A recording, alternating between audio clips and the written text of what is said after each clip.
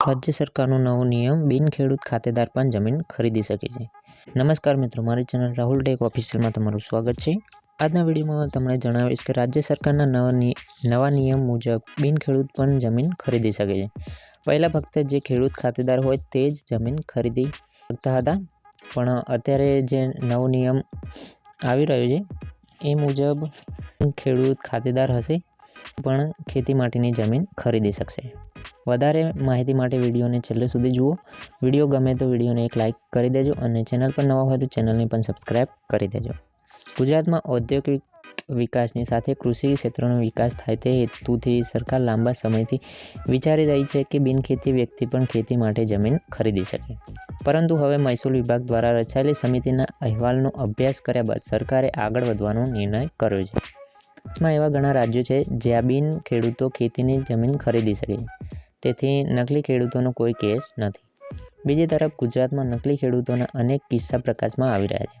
આ સ્થિતિને હળવી કરવા માટે સરકારે સમિતિ સિવાય જિલ્લા કલેક્ટર અને મહેસૂલ વિભાગના નિષ્ણાતોના અભિપ્રાય લેવાનું શરૂ કર્યું છે। રાજ્ય સરકાર ટૂંક સમયમાં જાહેરાત કરશે। વિભાગના અધિક મુખ્ય સચિવ ડૉક્ટર જ્યોતિ રવિએ જણાવ્યું હતું કે અમે રાજ્યમાં બિન ખેડૂતો માટે ખેતીની જમીન ખરીદવા માટે CL મીનાની અધ્યક્ષતા હેઠળની સમિતિના અહેવાલનો અભ્યાસ કરી રહ્યા છીએ, જેમાં તેમણે જમીન સુધારણા માટે ઘણા સૂચનો આપ્યા છે, જેમાં સૂચનો પણ સામેલ છે। બિન ખેડૂતો માટે ખેતીની જમીન ખરીદવાનો પણ સમાવેશ થાય છે। ગુજરાત સરકાર ટૂંક સમયમાં આ મામલે નિર્ણય લઈ શકે છે। લોકોના ફીડબેક લેવામાં આવશે।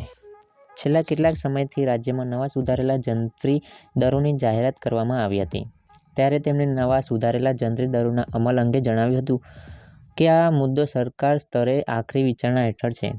સંશોધિત મિકેનિઝમ લાગુ કરતા પહેલાં જનતાનો અભિપ્રાય માંગવામાં આવશે। જમીનના કબજાની સમીક્ષા કરવામાં આવી રહી છે। મહેસૂલ વિભાગના નિર્ણયો અંગે તેમણે જણાવ્યું હતું કે જમીન સંપાદન અંગે કલેક્ટર સાથે તબક્કાવાર સમીક્ષા કરવામાં આવશે। સરકારી જમીન પર સેટેલાઇટના ઉપયોગથી થયેલા દબાણની તપાસ કરીને જવાબદારો સામે કાર્યવાહી કરવામાં આવશે। જેનો લાભ મળી રહ્યો છે તેમનાથી અભિપ્રાય લેવામાં આવી રહ્યો છે। તેમની સાથે વાત કરીને વિવિધ પ્રશ્નોના હકારાત્મક ઉકેલો મેળવવાના પ્રયાસો કરવામાં આવશે। મહેસૂલ વિભાગની ઓનલાઈન સેવાઓમાં ઘણા સુધારા કરવામાં આવી રહ્યા છે।